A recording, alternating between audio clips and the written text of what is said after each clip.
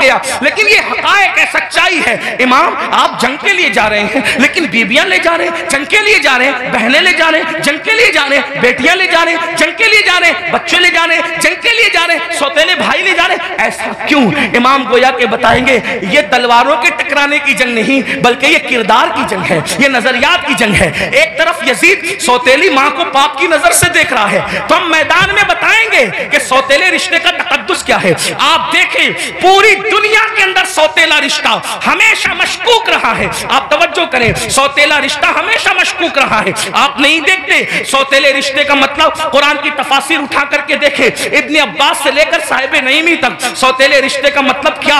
हजरत याकूब अलैहिस्सलाम की बीवी जो हजरत यूसुफ अलैहिस्सलाम की सौतेली मां है, अल्लाह अकबर, वो अपने बेटों को बता रही है, अल्लाह अकबर, के तुम्हारे सौतेले भाई ने ये ख्वाब देखा है। इसी तरह है ना, सौतेले भाई हाथ का पानी छीन करके जमीन पे डाल रहे हैं, सौतेले भाई हाथ की रोटी छीन करके कुत्ते को डाल रहे हैं, सौतेले भाई मार पीट करके कुएं में फेंक रहे हैं। यही तो सौतेला रिश्ता लोग जानते हैं। मगर कुर्बान जाए इमाम आली मकाम सौतेले भाइयों को करबला में ले जाकर और फिर उनकी वफा का इजहार करके बता रहे हैं। आखिरकार इमाम हुसैन ने सौतेले भाइयों के साथ सुलूक क्या किया होगा कि सौतेले भाई अपनी जान से ज्यादा अपने सौतेले भाई से प्यार कर रहे हैं। कोई किसी पर यूं तो नहीं मरता, कोई किसी से यूं तो प्यार नहीं करता।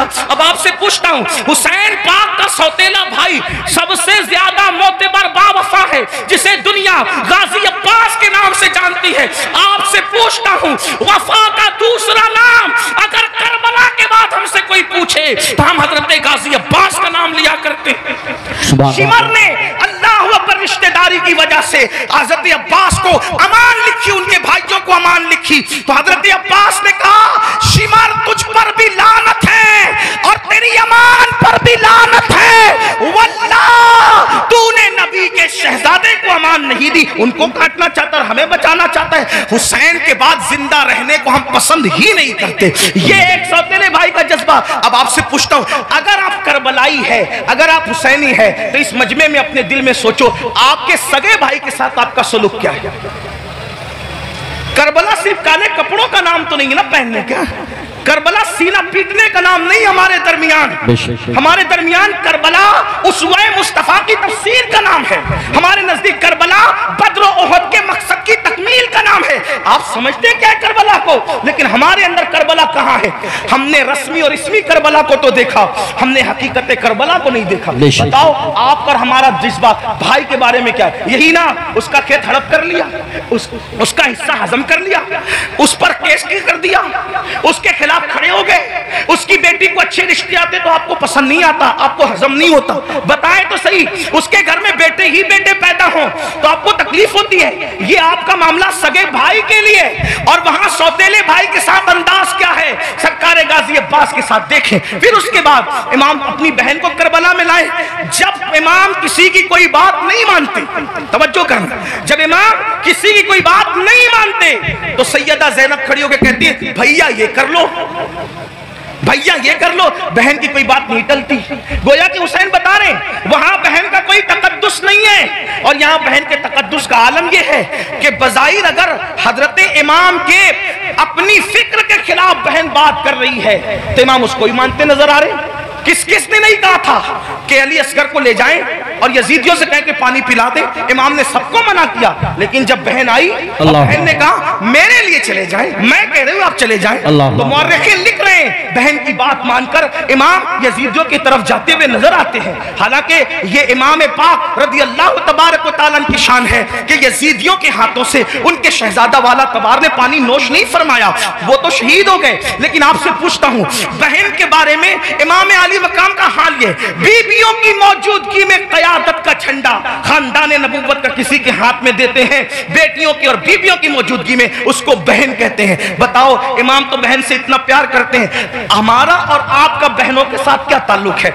हमारा और आपका बहनों के साथ क्या रिश्ता है? आप बताएं मुझे। अगर बहन घर आ जाए 4 बच्चों को लेकर तो भाई और भाभी बात करते हैं, खिलाएंगे कहां से? हैरत की बात यह है जिस कौम की सोच फिक्रे हुसैन से इस कदर गिर जाए, फिर क्या उस कौम के लिए ये ना कहा जाए कि वो नाम नाम के लिए तो हुसैनी बनी है, लेकिन अफकार के एतबार से वो कहीं ना कहीं यजीदियत का शिकार है। मेरे आका सल्लल्लाहु अलैहि वसल्लम के दीवानों, जानते हैं बहन का मकाम क्या है, बहन का मर्तबा क्या है? और ये अल्लाह के रसूल अलैहिस्सलाम से सीखा। आका अलैहिस्सलाम की कोई हकीकी बहन न थी, लेकिन जब जंगे हुनैन के मौके पर, अल्लाहु अकबर, हुनैन के अंदर वाफर मिकदार में, कसीर मिकदार में जब वो गनीमत का माल आया, तो उस वक्त तो एक खातून आई और आने के बाद कहा, ए मोहम्मद, मैं आपकी बहन हूं, मैं आपकी बहन हूं। हुजूर अलैहिस्सलाम को उस बहन से जुदा हुए तकरीबन कमोबेश आधी सदी बीत चुकी थी। अल्लाह के हबीब अलैहिस्सलाम ने कहा, तुम मेरी बहन हो, नाम क्या है? कहा, मेरा नाम शैमा है, मैं हलीमा की बेटी हूं। आका अलैहिस्सलाम ने फरमाया, शैमा को तो जानता हूं, हलीमा को भी जानता हूं, मेरी वो माँ है, रजाई माँ, लेकिन शैमा तुम मेरी बहन और तुम ही हो, इसकी निशानी तुम्हारे पास क्या है? अल्लाह, क्या निशानी है मुझे बताओ। तो हजरत शैमा कहती है, एक बात ऐसी है जो सिर्फ तुम और मैं जानते हैं, तीसरा कोई नहीं जानता हमारे सिवा। का वो कौन सी? तो आका अलैहिस्सलाम से उन्होंने अर्ज किया, एक दिन मैं आपको कहीं ले जाना चाहती थी, एक दिन मैं आपको कहीं ले जाना चाहती, आप आना नहीं चाहते थे, मैंने जबरदस्ती की, गोद में छीना। आपने अक्सर ये मंजर देखा होगा घरों में कि बड़ी बहनें भाई को गोद में ले जाना चाहती है, वो नहीं आना चाहता, तो क्या होता है, वो जबरदस्ती खींचती है, तानती है, ऐसा करती है। तो शैमा कहती है, आप नहीं आना चाहते थे, मैं ले जाना चाहती थी, मैंने जबरदस्ती की, तो आपने मेरे कंधे पर दांत काट लिया था, और वो दांत काटने का निशान अब भी मौजूद है। हुजूर अलैहिस्सलाम ने ये सुना तो इतना हंसे अपनी शान के मुताबिक कि हुजूर अलैहिस्सलाम की दाढ़ें नजर आई।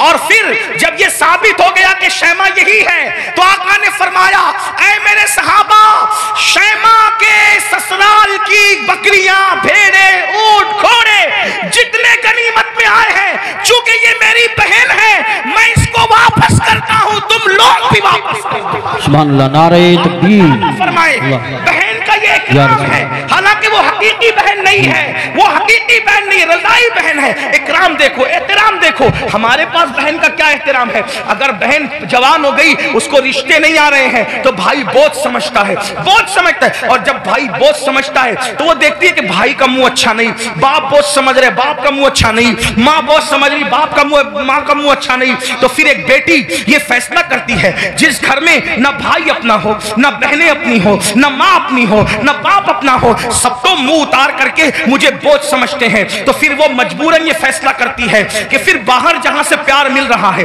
प्यार अगरचे धोखे की तौर पे मिल रहा है, अल्लाह अकबर, फिर क्यों ना उसी का हाथ पकड़ लिया जाए। याद रखना मुसलमानों, आज हमारे मिंबरों से ये बात हो रही है कि हमारी बेटियां भाग रही हैं, भाग रही हैं, भाग रही हैं। मुफक्किरीन यूट्यूब चैनलों पर भी कह रहे हैं। पहली बात तो मैं दो बात करना चाहता हूं। नंबर एक, मिंबरों से इस बात को बहुत मुबालगे के तौर पे बयान न किया जाए, ये मेरी गुजारिश है, वरना कल मुस्तकबिल में, अल्लाह अकबर, मुस्तकबिल में कल लोग इन्हीं तकरीरों को बुनियाद बनाकर, इन्हीं अखबारात के आर्टिकलों को बताकर हमारे बच्चों को ताना देंगे कि तुम्हारी बेटियां तो भगोड़ी थी, भगोड़ी। कौन